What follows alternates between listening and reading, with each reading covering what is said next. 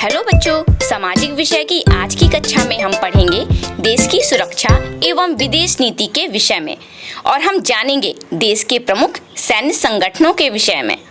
इसके अतिरिक्त बच्चों हम यह भी जानेंगे कि अल्प सेवा कमीशन क्या है, साथ ही अन्य सहायक सुरक्षा संगठन कौन कौन से हैं और भारत की विदेश नीति किस प्रकार की है और कौन कौन से मुख्य तत्व भारत की विदेश नीति में शामिल हैं। बच्चों हम जानते हैं कि पहले हमारा देश अंग्रेजों का गुलाम था और इन गुलामी की जंजीरों को तोड़ने के लिए हमारे अनेक क्रांतिकारियों और शहीदों जैसे महात्मा गांधी, भगत सिंह, चंद्रशेखर आजाद आदि वीरों ने अपने प्राणों की आहुति दे दी थी। हमें स्वतंत्रता 15 अगस्त 1947 को प्राप्त हो गई, परंतु स्वतंत्रता के बाद सबसे बड़ा एक जो प्रश्न था वह था देश की सुरक्षा का। और देश की सुरक्षा बिना सैन्य शक्ति के विकास के तो संभव नहीं है। इसलिए यह अति आवश्यक हो गया था कि स्वतंत्रता के पश्चात हमारे देश में भी सैन्य शक्ति का विकास किया जाए। इसका मुख्य कारण बच्चों एक यह भी था कि आज़ादी के बाद ही हमारे देश ने अपने पड़ोसी देशों चीन और पाकिस्तान से आक्रमण झेले थे। इसलिए सीमाओं की सुरक्षा के खातिर भी सैन्य शक्ति का विकास बहुत आवश्यक था। इसके अतिरिक्त बच्चों उस समय विश्व में हथियारों की होड़ चल रही थी और इस होड़ में पीछे ना रह जाएं, इसका दबाव भी भारत पर था। हालांकि हमारी नीति यह है कि हम कभी भी अपनी सैन्य शक्ति का उपयोग किसी राष्ट्र के ऊपर आक्रमण करने के लिए नहीं करना था, लेकिन हमें अपनी स्थिति को भी सशक्त बनाना था। इसलिए स्वतंत्रता के पश्चात अनेक सैन्य संगठनों का और अपनी सेना का विकास किया गया। बच्चों आइए जानते हैं सैन्य संगठन के कुछ मुख्य बिंदुओं के विषय में। हमारी भारतीय सेना के सर्वोच्च कमांडर अथवा सेनापति राष्ट्रपति होते हैं, परंतु देश की वास्तविक सुरक्षा का दायित्व मंत्रिमंडल पर होता है। और बच्चों मंत्रिमंडल में अनेक प्रकार के मंत्रालय होते हैं और इसलिए रक्षा संबंधी जो मामले हैं उसके लिए रक्षा मंत्रालय होता है और रक्षा मंत्रालय एक उच्च स्तरीय समिति बनाता है जिसका संचालन वह स्वयं एवं रक्षा मंत्री करते हैं। साथ ही हमारी सेना के जो 3 अंग हैं जिनके बारे में हम आगे पढ़ेंगे, उनके कार्यों की भी ये उच्च स्तरीय समिति निगरानी करती है। बच्चों हमारे देश में नभ, जल, थल तीनों प्रकार की सीमाओं की रक्षा के लिए थल सेना, नौसेना और वायु सेना 3 प्रकार की सेनाएं हैं। आप यहाँ थल सेना का लोगो देख रहे हैं जिसमें 2 तलवारों के बीच हमारा राष्ट्रीय चिन्ह बना हुआ है।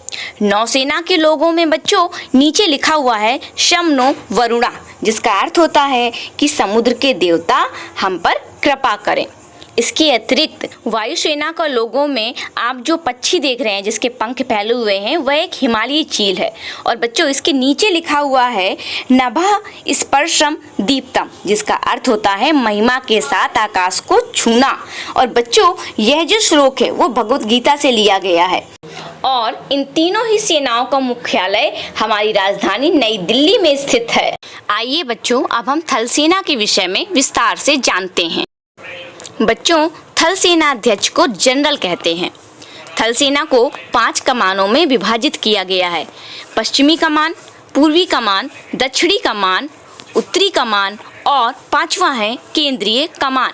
यानी भारत के प्रत्येक हिस्से की सुरक्षा का ध्यान हमारी थल सेना ने रखा है। थल सेना में कई अन्य प्रकार की सेनाएं भी होती हैं जैसे इन्फेंट्री, तोपखाना, आर्मी मेडिकल कोर, आर्मी शिक्षा कोर आदि। बच्चों प्रतिवर्ष 15 जनवरी को थल सेना दिवस मनाया जाता है। नौसेना, बच्चों नौसेना अध्यक्ष को एडमिरल कहा जाता है और थल सेना की भांति ही नौसेना को भी कमानों में विभाजित किया गया है।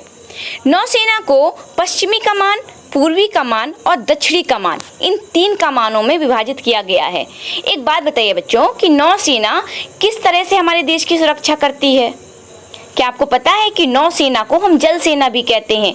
जल यानी कि पानी, और हमारे देश के पूर्वी, पश्चिमी और दक्षिणी दिशा में पानी है। इसलिए नौसेना को इन 3 कमानों में विभाजित किया गया है ताकि जल के भीतर की जो हमारे देश की सीमाएं हैं उनकी रक्षा नौसेना कर सके। इसके अतिरिक्त बच्चों नौसेना के भारत में 2 बेड़े हैं, पूर्वी बेड़ा और पश्चिमी बेड़ा तथा प्रतिवर्ष 4 दिसंबर को नौसेना दिवस मनाया जाता है।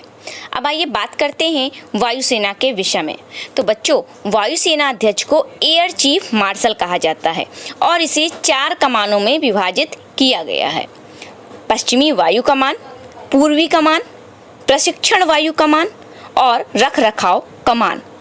इसके साथ ही 8 अक्टूबर को प्रतिवर्ष वायुसेना दिवस मनाया जाता है।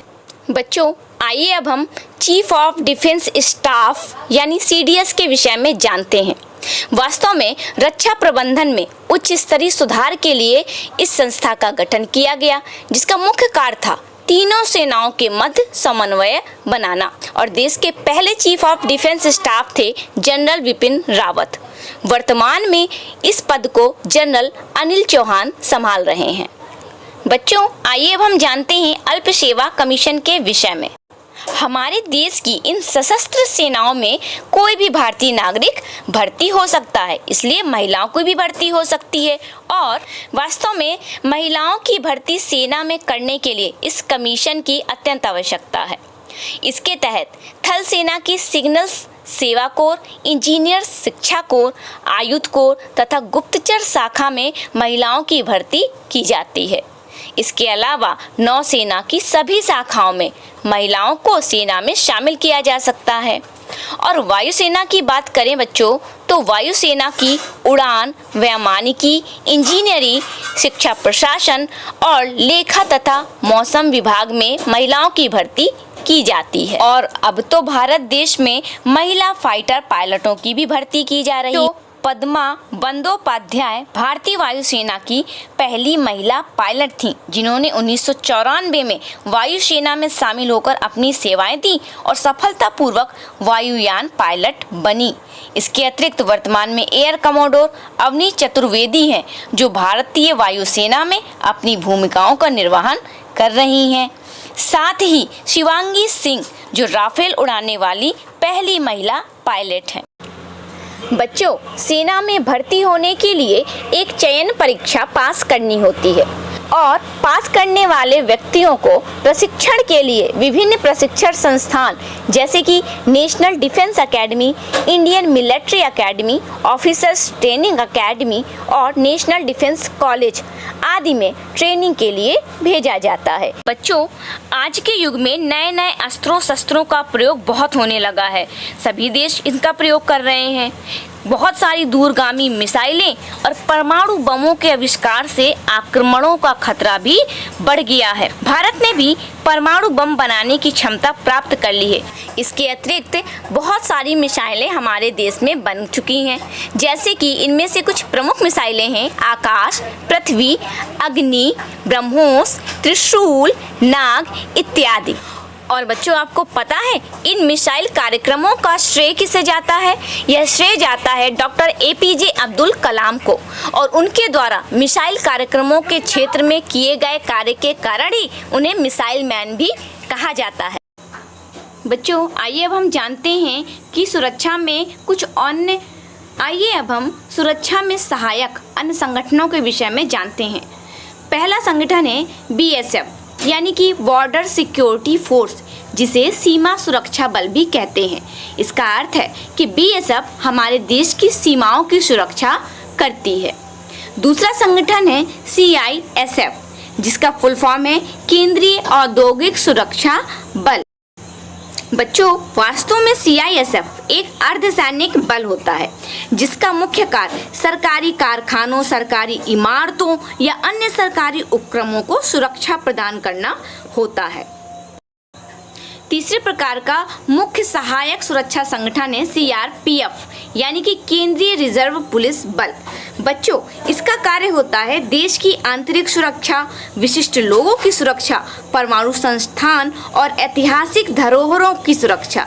इन सब की सुरक्षा का दायित्व CRPF पर होता है और यह भारत सरकार के गृह मंत्रालय के तहत कार्य करता है। CRPF की प्राथमिक भूमिका पुलिस कार्यवाही, केंद्र शासित प्रदेशों की सहायता, कानून व्यवस्था और आतंकवाद विरोध में निहित है। बच्चों, रैपिड एक्शन फोर्स भी इस सीआरपीएफ का ही एक शाखा होती है जो दंगों और भीड़ को नियंत्रित करती है। इसके अतिरिक्त राष्ट्रीय सुरक्षा गार्ड यानी कि एनएसजी गृह मंत्रालय के निरीक्षण में कार्य करने वाली एक संस्था है, जिसका मुख्य कार्य विशिष्ट व्यक्तियों की रक्षा, बंधकों का बचाव और महत्वपूर्ण प्रतिष्ठानों को आतंकवादी खतरों से सुरक्षित रखना होता है।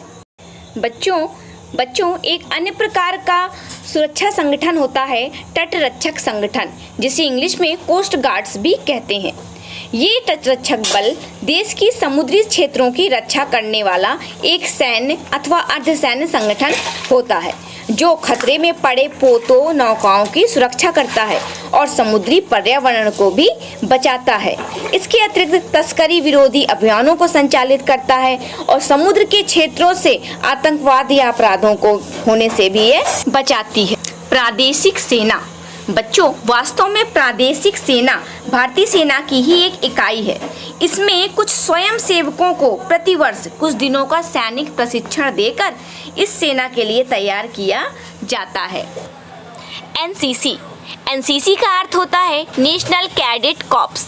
बच्चों, एनसीसी का मुख्य उद्देश्य है छात्रों को सैन्य प्रशिक्षण प्रदान करना और आजकल बच्चे अपनी स्वेच्छा से स्कूल से लेकर कॉलेज तक एनसीसी में शामिल हो सकते हैं। बच्चों, ये तो थे हमारे देश की सुरक्षा में सहायक अन्य संगठन जो हमारी भारतीय सेना के तीनों अंगों की तरह प्रति क्षण हमारे देश की सुरक्षा, हमारी सुरक्षा में अपना बलिदान करने को हमेशा तैयार रहते हैं। और कितने सैनिकों ने तो अपने प्राण न्यौछावर कर ही दिए हैं।